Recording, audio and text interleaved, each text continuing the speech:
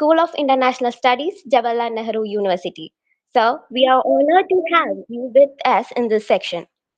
So let's start our section. I request Sri Prasad sir to kindly take the chair.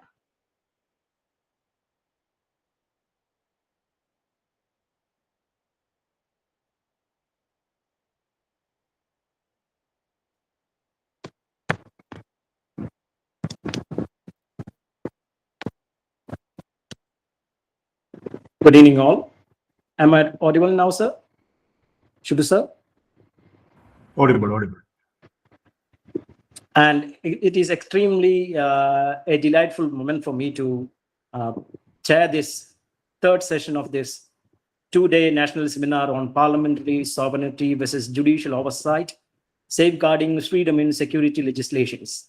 And it is a pleasure to invite one of the erudite scholars from Jawaharlal Nehru University, who is going to present the topic, still on the margins, but daring to articulate an alternative perspective on security. And this is going to be channelized by Dr. Madan Mohan Jaganathan. He's an assistant professor from the Center of International Politics, Organization and Disarmament, School of International Studies, Jawaharlal Nehru University. His areas of specialization include critical security studies, nuclear politics, humanitarian intervention, etc.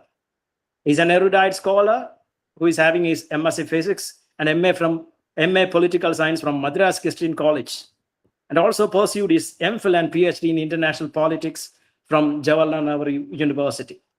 It's indeed pleasure as a faculty of Pandalam NSS College to invite you, sir, and we are keen to heed to your words.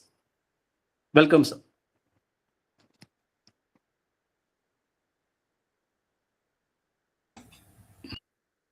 Am I audible? Yes, sir. Yes. I wish to thank the organizers of the seminar, in particular Professor M.G. Sanal Kumar, Principal NSS College, Pandalam. I'm extremely grateful to Dr. Shibu MP, who is the seminar coordinator and who happens to be one of the first PhD students whom I have supervised. The other PhD student is also from Kerala. My sincere thanks to Mr. Raghunath V, Head of the Department of Political Science. My thanks to Dr. R. Sri Prasad, Assistant Professor in English, NSS College, Pandalam, who is chairing this session.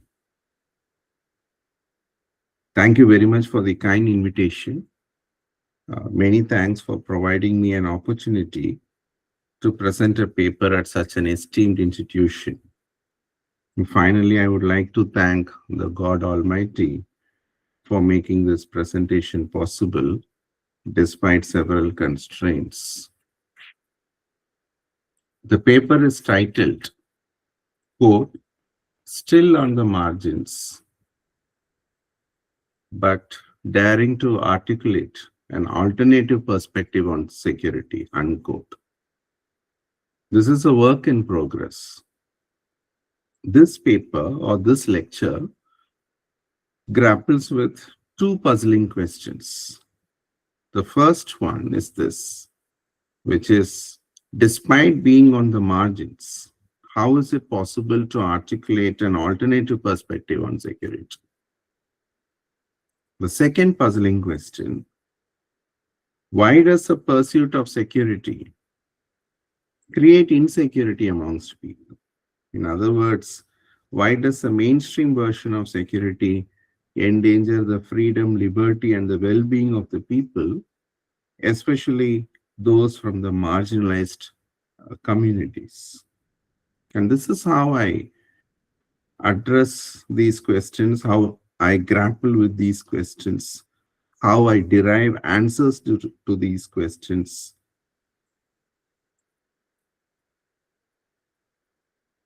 In terms of the first major proposition or argument, this is the first one. The continuing experience of suffering while being at the margins has galvanized a normative momentum for articulating an alternative perspective on security. And here it must be noted, with regard to this very first proposition, that methodologically, in terms of reflexivity and positionality, the experience of marginalization has led to the enunciation of an alternative framework of security. The second major proposition or argument is this, which is that the dominant narrative on security is way too narrow, way too limited, way too status quoist, way too traditional, way too state-centric for people to feel secure. To quote Ken Booth, and this is regard to the second proposition, Ken Booth belongs to the Aberystwyth or the Welsh School of Critical Security Studies. Security is not just about being secure, but also feeling secure.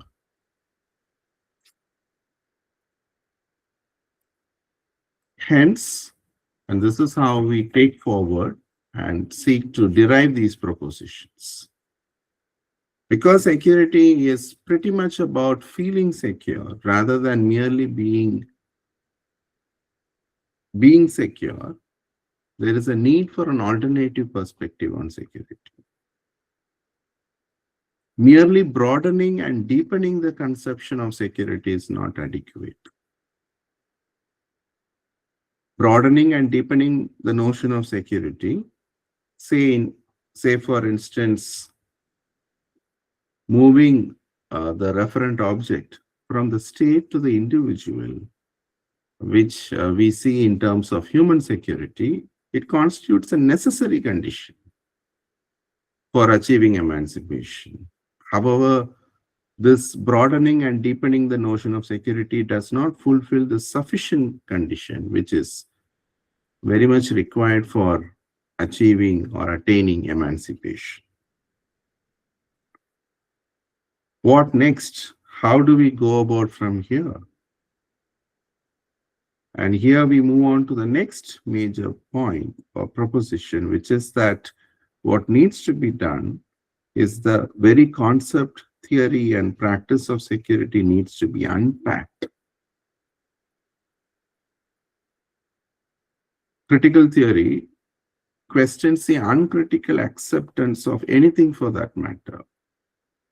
The uncritical acceptance of hierarchy, the uncritical acceptance of status quo, the uncritical acceptance of social status quo, the uncritical acceptance of economic status quo, the uncritical acceptance of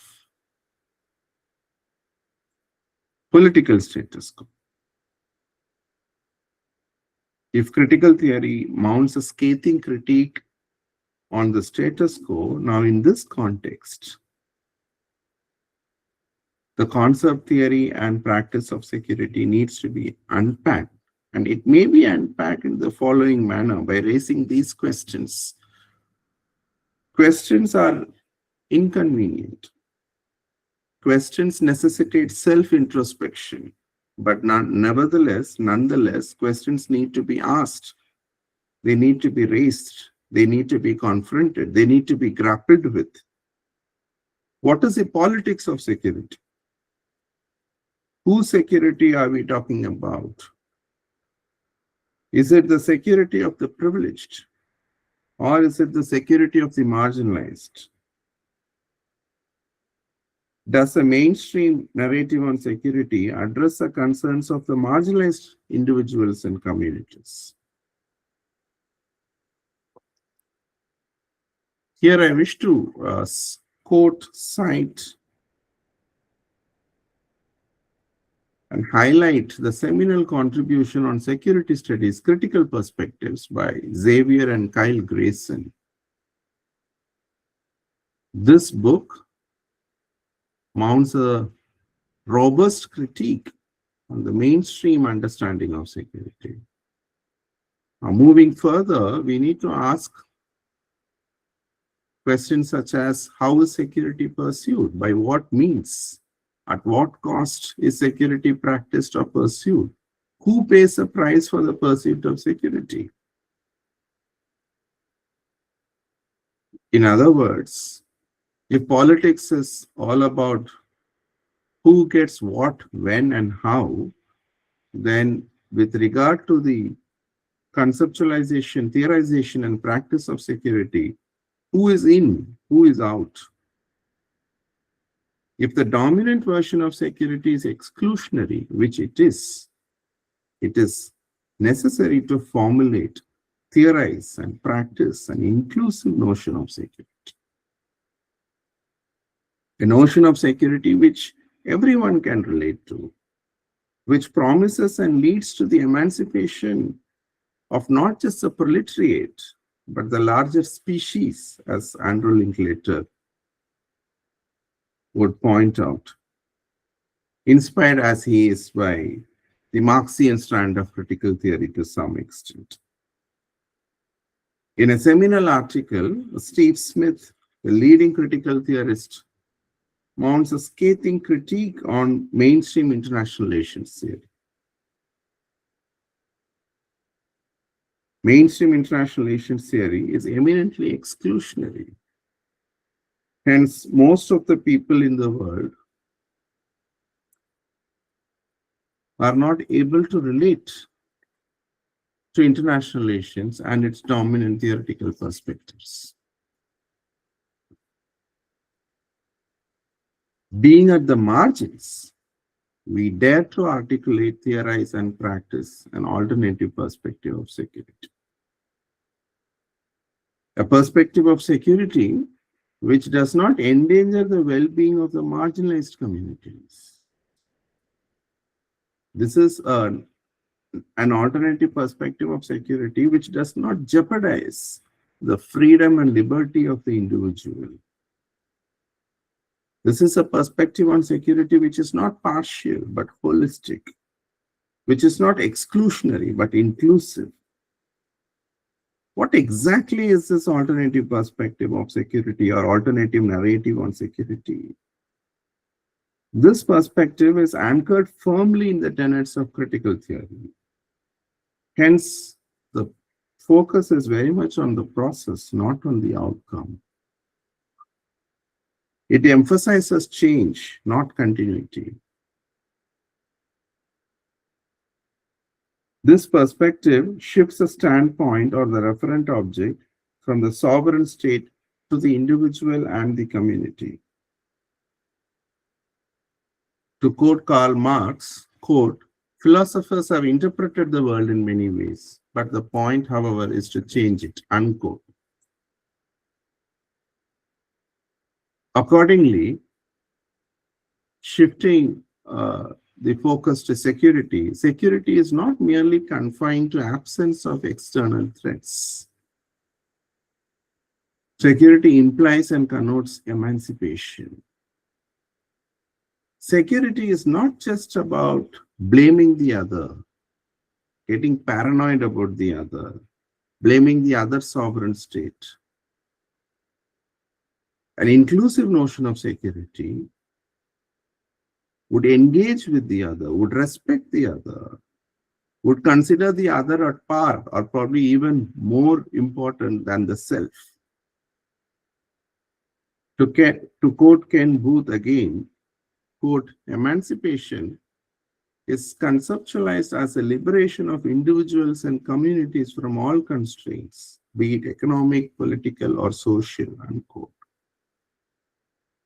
Inspired as it were, as it is, by the works of Andrew Linklater and Ken Booth amongst others, how would an alternative perspective on security from India look like? How would an alternative perspective on security from India be conceptualized? How would it be theorized? Alternative perspectives or narratives of security or justice from India have not emanated from the ivory tower. It has come about by virtue of lived experiences, the experience of suffering, the everyday experience of suffering in terms of discrimination and marginalization. It could be Mahatma Gandhi or it could be Dr. B.R. Ambedkar. How alternative perspectives from India look like, these perspectives are not divorced from reality. They are firmly grounded in reality. Hence, these perspectives are authentic, credible, legitimate, valid, and scientific. An important point to note is that these alternative perspectives, they have been articulated and fleshed out not from a comfort zone, but while being at the margins. It is from the margins that Dr. B.R. Ambedkar propounded annihilation of caste. As you all know, the defining characteristic about annihilation of caste is that this is a lecture which was prepared, but the speech was not delivered. Dr. Ambedkar was prevented from delivering his speech, given the scathing critique of annihilation of caste on the social order. It is from the margins that the Dravida movement gained ascendancy, gained prominence, and articulated a robust narrative on social justice. If security is considered as consistent with social justice, if security is construed as inclusive, if security is conceptualized as emancipatory, there will be no threat to freedom or liberty of the individual or the marginalized communities.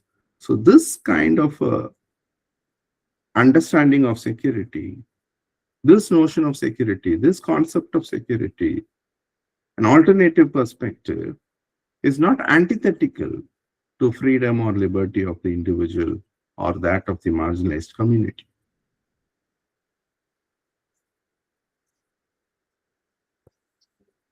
But probably the puzzle still lingers, it remains. We can understand that we could shape the narrative, we could articulate perspective from the standpoint of being privileged, from the standpoint of being a bourgeois, being a member of the bourgeois, being a part and parcel of the bourgeois, from being a part of the dominant sections of society. How could we articulate perspectives or shape narratives while being at the margins? While being privileged provides ample opportunities for articulating perspectives and shaping the narratives. Being at the margins provides impetus, the trigger. It ignites the quest for alternative strands of knowledge by sheer experience.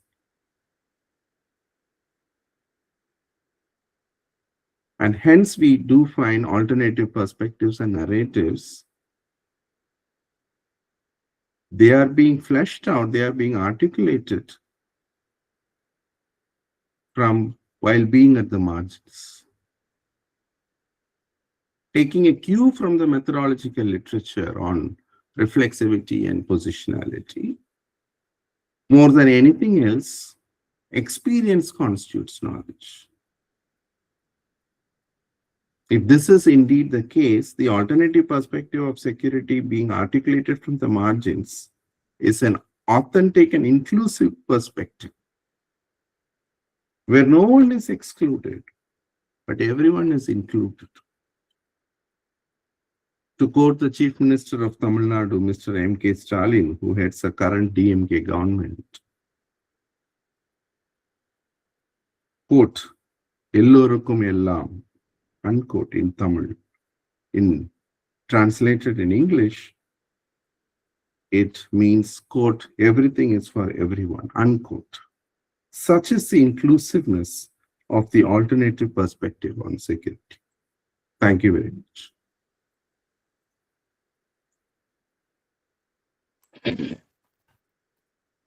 Thank you very much, sir, for your kind words. And some of the important things just said nowadays, the uncritical acceptance of status quo and the scathing critic that you have to include with regard to security. And for students, I think you can ask questions to this erudite scholar, and this is your chance to come forward with your questions. Students, please.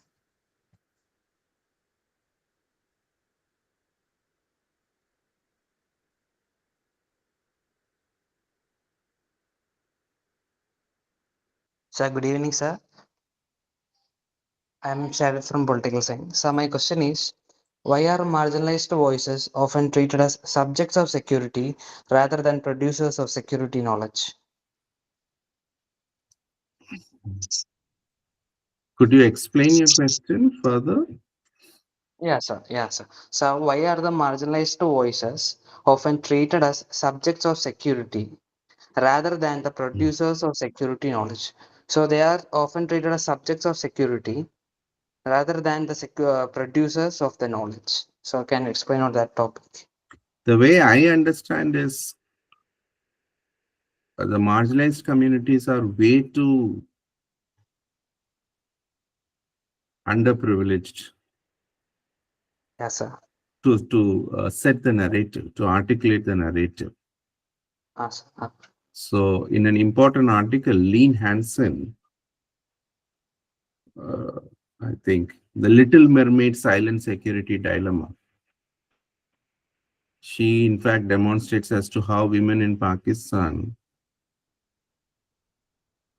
lack the voice to set the ball of securitization.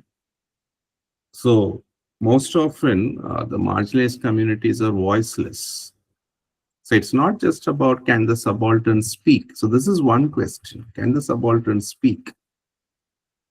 I think the larger question is, who will speak for the subaltern? And who speaks for the subaltern? Most often, the voices of the subaltern are being appropriated by the dominant classes, by the dominant castes, by the dominant sections of society. However, as we have seen, Dr. Ambedkar's voice is authentic. While being at the margins, this voice was articulate, or the voice of the leading luminaries.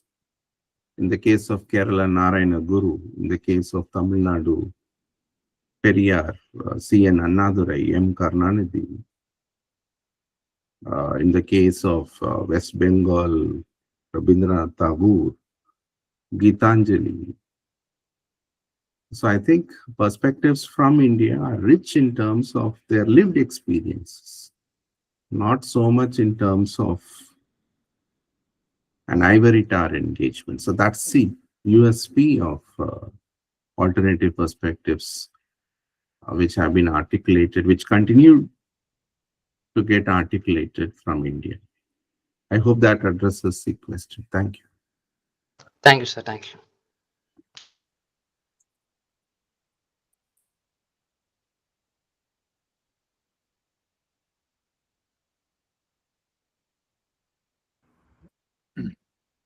So, is it audible? So you're speaking about the articulation of a different perspective of security. So my question is, since we have a multicultural society, and the reason for insecurity are different. Saying about different states, the reasons for that insecurity is different. So how we could formulate or articulate a particular perspective for a country like India?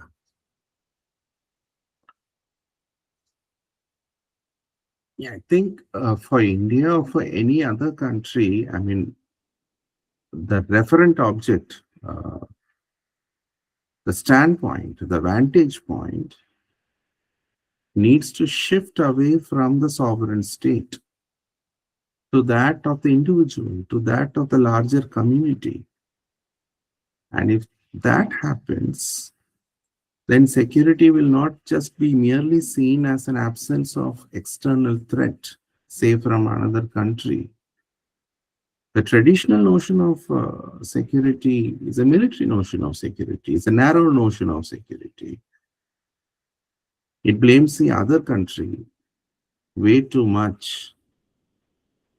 But the source of insecurity, as probably you have pointed out, is very much within the sovereign state in many cases. It could also be from outside. So we need to come up with a notion of security which addresses insecurities of all kinds. So if we come up with a notion of security which is more broader, more deeper, more inclusive, more emancipatory in content, in grammar, in formulation, in theorization, and which is much more inclusive, taking everyone on board, that addresses questions such as caste, class, region, religion, I think we would be able to come up with an alternative perspective, and I think there is literature on this subject. And this notion of security, which is more inclusive, will be a notion of security where everyone in India will be able to relate to. Thank you. Thank you.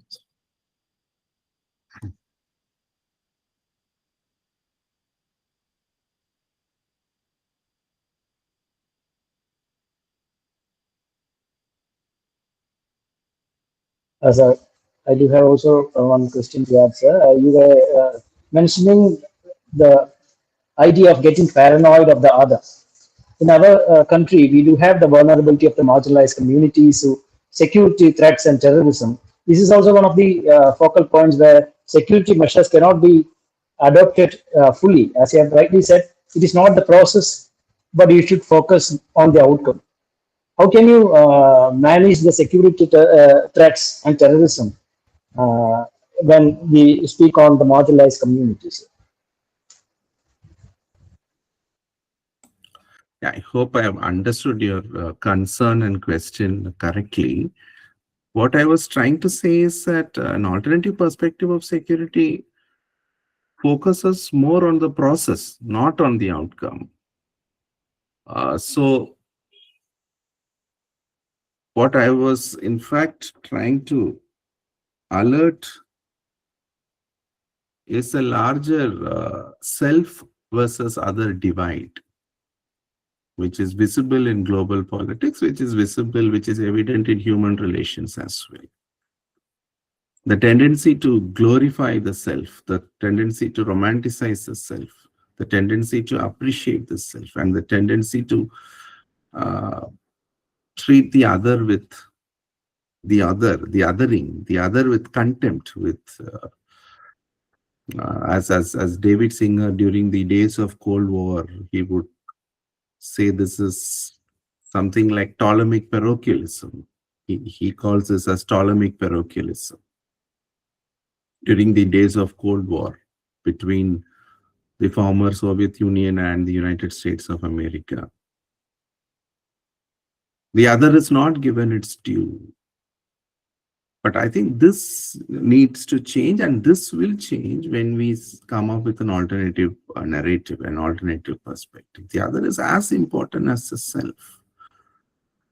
The problem does not necessarily come because of the other. The problem comes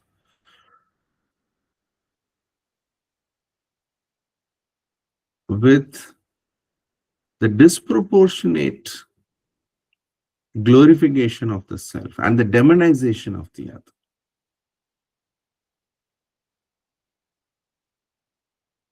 So rather than demonizing the other, rather than caricaturing the other, we need to engage with the other. And if that happens, the self and the others could strike a conversation. conflicts would disappear. So then this alternative perspective of security needs to become reflexive. I think what is required is self-introspection rather than constantly and consistently blaming the other for whatever failures that one in fact faces. So this applies, say, from human relations to international relations. And I think there is now literature coming up which question the polarization between the self and the other. Thank you. Thank you very much, sir. Thank you very much, sir.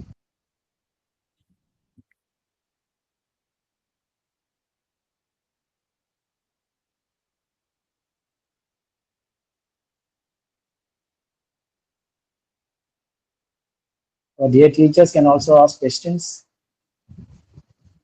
Please share your thoughts with Madan Mohan, sir.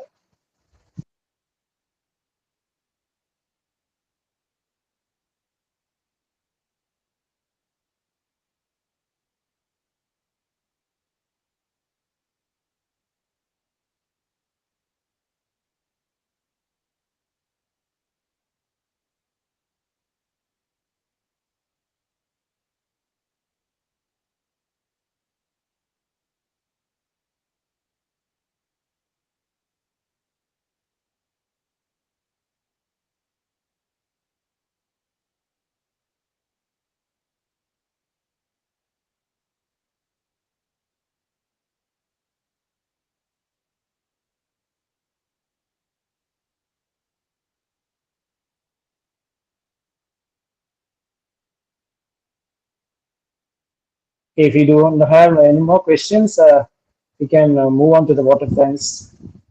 I invite Rashmi Saji to propose the vote of thanks. As we draw the session and this day's deliberations to a close, it's my duty to propose the vote of thanks. Most importantly, to our speaker, Dr. Madan Mohan Jaganathan, sir. Thank you, sir, for joining us. Your session was a masterclass in critical thinking. You have given us much to reflect upon as we conclude today's program. Then, to our chair, Dr. Sri Prasad, sir.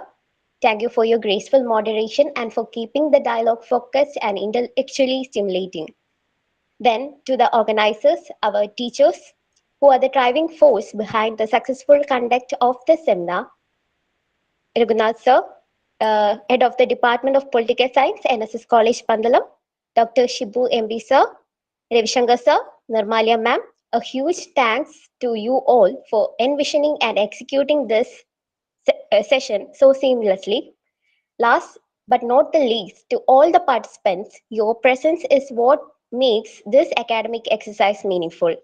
Thank you all for your patience and your passion for learning. We look forward to seeing you all tomorrow morning for the continuation of our journey. Thank you. Thank you, sir. Thank you very much. Thank you.